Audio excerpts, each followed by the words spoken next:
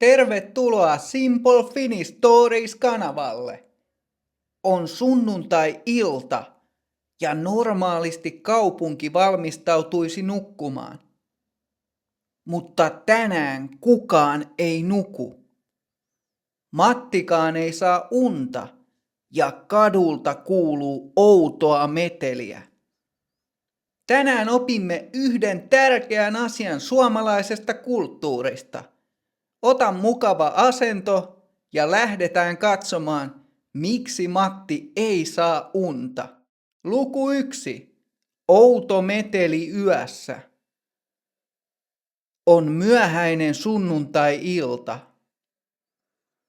Kello on jo 11 yöllä. Matti makaa sängyssä ja yrittää nukkua. Yhtäkkiä hän avaa silmänsä. Kadulta kuuluu todella kova ääni. Mitä ihmettä täällä tapahtuu? Kello on jo 11 yöllä ja on sunnuntai. Ihmisten pitäisi nukkua. Matti nousee sängystä. Hän kuulee, miten autot tööttäilevät kadulla. Sitten joku huutaa todella kovaa ikkunan takana. Torille, torille, torille! Matti raapii päätään hämmentyneenä. Torille? Mille torille? Ja mitä siellä myydään keskellä yötä? Ovatko ihmiset tulleet hulluiksi? Meteli tarkoittaa erittäin kovaa ääntä. Kun ihmiset huutavat, laulavat ja soittavat musiikkia kovaa, he pitävät meteliä. Suomalaiset ovat yleensä hyvin hiljaisia ja rauhallisia, joten yöllinen meteli on erittäin harvinaista. Mistä on oikein kyse? Luku 2. Mitä on jääkiekko? Ennen kuin Matti menee ulos katsomaan, meidän täytyy ymmärtää, miksi ihmiset huutavat. Syy on suomalaisten suurin intohimo. Jääkiekko. Jääkiekko on nopea ja fyysinen talviurheilulaji. Sitä pelataan jäällä. Pelaajilla on jalassa luistimet ja kädessä pitkä maila. He luistelevat kovaa ja yrittävät lyödä pienen, kovan ja mustan kiekon vastustajan verkkoon, eli maaliin. Jääkiekossa on 2 joukkuetta. Se joukkue, joka tekee enemmän maaleja, voittaa ottelun. Tänä iltana Suomen maajoukkue on pelannut maailmanmestaruudesta, eli koko maailman parhaan joukkueen tittelistä. Ja arvaatko jo, miten pelissä kävi? Luku 3. Ihmisiä kadulla. Matti laittaa nopeasti sinisen kylpytakin päälleen. Hän ei edes vaihda pyjamaa pois. Hän juoksee alas portaita ja avaa ulko-oven. Matti ei voi uskoa silmiään. Koko katu on täynnä ihmisiä. Kaikilla on päällään valkoinen paita, jossa on iso leijona-symboli. Yksi mies istuu auton katolla. Toinen nainen kiipeää korkeaan lipputankoon. Matti katsoo ympärilleen suu auki. Miksi tuo mies ui suihkulähteessä? Vesi on varmaan todella kylmää. Ja katsokaa tuota koiraa. Jopa koiran ulkoiluttajat ovat mukana juhlassa. Matti näkee pienen koiran, jolla on päällään oma pieni leijonien pelipaita. Koira heiluttaa häntäänsä iloisena. Pelipaita on paita, jota urheilijat ja fanit käyttävät.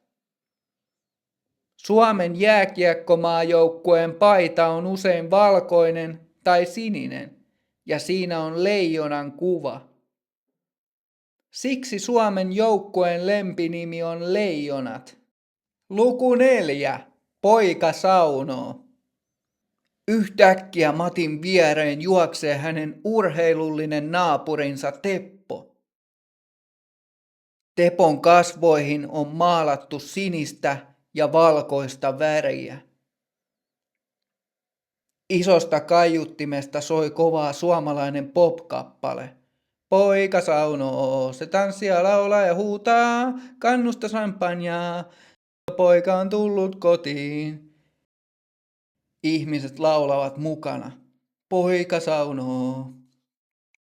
Teppo, mitä täällä tapahtuu? Ja kuka ihmeen poika menee saunaan?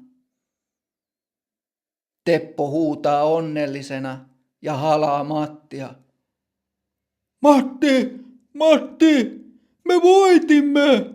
Leijonat voittivat kultaa! Maailmanmestaruus on meidän! Miksi ihmiset laulavat, että poika saunoo? Kun joukkue voittaa maailmanmestaruuden, he saavat ison ja painavan kultaisen voittopokaalin. Suomalaiset kutsuvat tätä pokaalia lempinimellä poika. Koska sauna on suomalaisille tärkeä paikka, mestaruuden jälkeen ihmiset vitsailevat, että voittopokaali eli poika viedään saunaan. Koko katu alkaa huutaa ja pomppia ylös alas. He huutavat tyypillistä suomalaista kannatushuutoa. Suomi on uusi maailmanmestari, hei, maailmanmestari, hei. Matti, sinä et voi juhlia pelkässä kylpytakissa. Teppo ottaa repustaan ylimääräisen leijonien pelipaidan ja vetää sen suoraan Matin kylpytakin päälle. Luku 5. Torilla tavataan. Matti katsoo itseään. Hänellä on pyjamahousut, sininen kylpytakki ja sen päällä on iso valkoinen pelipaita. Teppo hyppii ilosta ja Matti alkaa hymyillä. Tunnelma on uskomaton. Jopa vakavat suomalaiset halaavat toisiaan kadulla. Okei. Mitä me teemme nyt? Nyt lähdemme keskustaan. Torilla tavataan. Nyt Matti vihdoin ymmärtää, mitä ihmiset huusivat aiemmin. Torilla tavataan on Suomen kuuluisin lause, kun jotain todella hienoa tapahtuu. Se ei tarkoita ostoksia.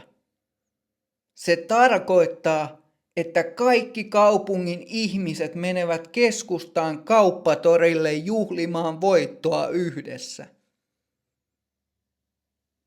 Matti ei ymmärrä jääkiekosta paljoakaan, mutta hän haluaa olla osa tätä uskomatonta juhlaa. Hän nostaa kätensä ilmaan ja huutaa muiden mukana. Hyvä Suomi! Torilla tavataan! Suomalaiset voivat olla arkisin hiljaisia, mutta kun leijonat voittavat kultaa, koko maa muuttuu yhdeksi isoksi onnelliseksi juhlaksi. Oletko sinä koskaan seurannut jääkiekkoa tai juhlinut urheiluhenkeä kadulla? Kerro minulle kommenteissa. Nähdään seuraavassa videossa.